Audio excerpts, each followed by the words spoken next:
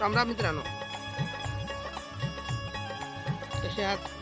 आशा करतो मजेमध्ये असाल. आज तर आपण कुठं गेलेला नाही.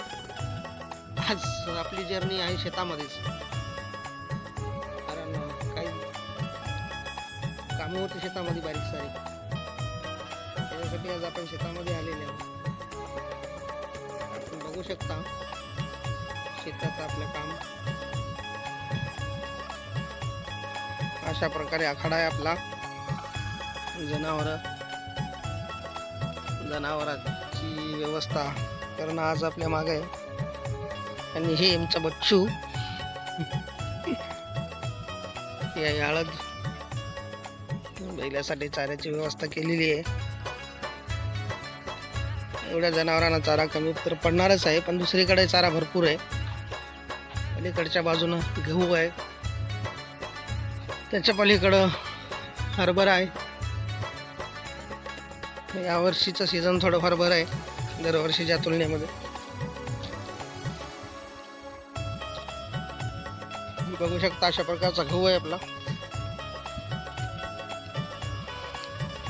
एखादं पाणी द्यावं लागलं आणखी याला. ही हळदीचं या वर्षीचं पाणी बंद झालेलं आहे. आता प्रतीक्षा आहे याच्या काढण्याची.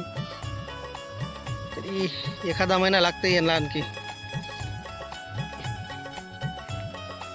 लागूनच हरभरा आहे. हरभऱ्याचं सीझन यावर्षी चांगलं आहे मित्रांनो आपला.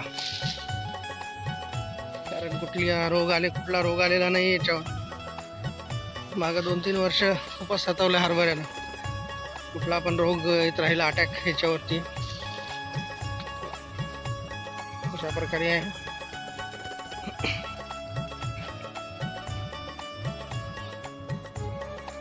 मित्रांनो, हे आहेत आपले खरे कास्तकार. कारण शेतीचा पूर्ण लोड यांच्यावरच आहे. आपल्याला तर कोणते कामं होत नाहीत जास्त मेहनतीचे. खरा मेहनतकार म्हणलं तर हेच आहे, कुणाल, जे पूर्ण जमिनीची व्यवस्था करते पूर्णपणे. सांगायचं तर कुठलं काम नाही म्हणा, स्वतः मनानच करून काम पूर्ण.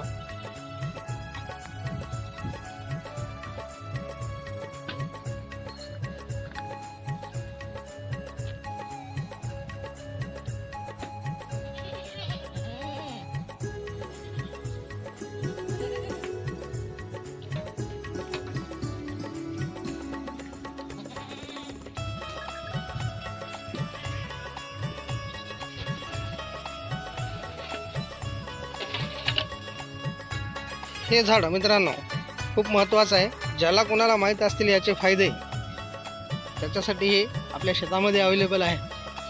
खूप गुणकारी औषध आहे. आयुर्वेदामध्ये याचं खूप महत्त्व आहे. तर मित्रांनो, आपण निघालो आता घराकडे. आजच्या दिवसाचं आपलं छोटे छोटे कामं होते शेतामधले, जे कंप्लीट झालेले आहेत. तर आपण निघतो आता घराकडे. तेव्हा भेटू आपण उद्याच्या ब्लॉगमध्ये.